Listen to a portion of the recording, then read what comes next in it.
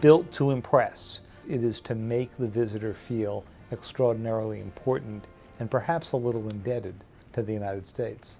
It is wonderful to see people walk in and hear the military playing, beautiful music. This week, the Obamas are hosting their first state dinner for a foreign visitor, Prime Minister Manmohan Singh of India. This is a show of respect for the value that we put on that relationship. Anita McBride worked as Laura Bush's chief of staff and has been involved in many of these events. On behalf of the American people, it is my honor to welcome you to the United States.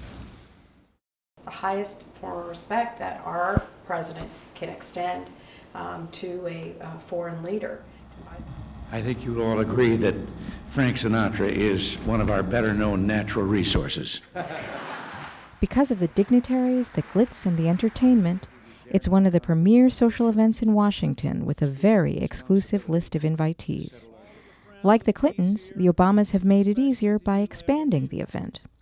They're holding the dinner in a large tent on the South Lawn, allowing for a bigger guest list.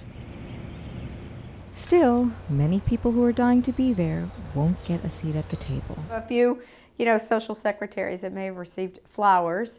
This time, Louisiana Governor Bobby Jindal, a Republican of Indian descent, is one of the high-profile invitees. The idea is to have a representation of a cross-section of America.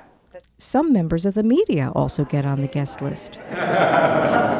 David Sanger was a correspondent for the New York Times in Tokyo before coming to Washington.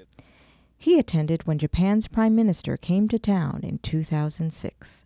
An invitation arrived one day. I found out later on that it had been orchestrated by Tony Snow, the late press secretary. And the array of people who you get at these state dinners is remarkable. You get Olympic athletes, you get Supreme Court justices. Some people wonder what can actually be accomplished.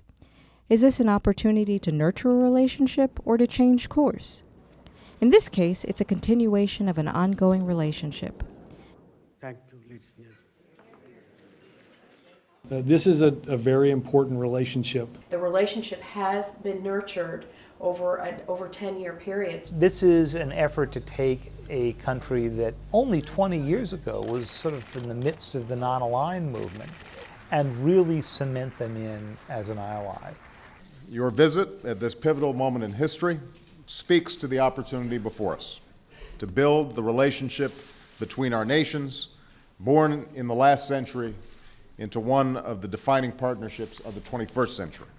The sense of continuity is heightened by the importance placed on protocol and tradition at all official events, even when the rain forces them inside. I think there are some nuances that can be added over time, but the ceremony itself, that is tradition. The visits are generally the most compelling when the president is hosting a rival superpower. Mr. President, are these old enemies becoming new friends? But generally, they are largely predictable affairs. More ritual obligations than chances to make news. But during the day, the leaders will have some time to sit down and talk. As people who've known the pain and anguish of terrorism, we can stand together. He needs India right now. He needs India and Pakistan to keep everything quite cool because he needs the Pakistani government to focus on countering al-Qaeda and the Taliban. So that's all part of the hidden agenda of this visit. The most memorable moments at these types of events are generally not planned in advance.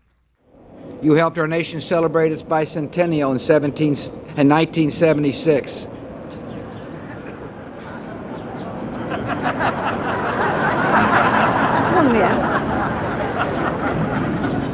She gave me a look that only a mother could give a child.